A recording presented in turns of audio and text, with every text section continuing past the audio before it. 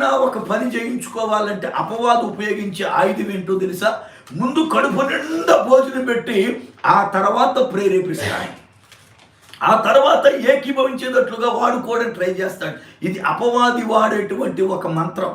ఈ రోజున ఎక్కడైనా సరే సావాసాలు చూడండి, నచ్చినట్టుగా ముందు భోజనాలు పెడతారు, ఆ తర్వాత భోజనం తిన్నాం గనక వాళ్ళతో సావాసం మొదలెట్టాం గనక అక్కడి నుండి ప్రేరేపిస్తూ మొదలెడతారు. మనం అలా చేద్దాం, నాతో ఏకమిస్తావా, నేను ఇలా వెళ్తాను, నాతో ఏకమిస్తావా, నేను అనుకుంటున్నాను, నాతో ఏకమిస్తావా అనేటప్పుడు తిన్నాడు గనుక నేను చేయను అనలేడు, తిన్నాడు గనుక నేను ఏకమించను అనలేడు.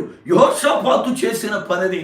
ఆహాబు ఇంటికి వెళ్ళిన తర్వాత ప్రేరేపించలేదు, కానీ విందు చేసిన తరువాత ప్రేరేపించడం మొదలుపెట్టాడు. ఆయుధాలలో అపవాది వాడే ఆయుధం తిండి, అపవాది వాడే ఆయుధం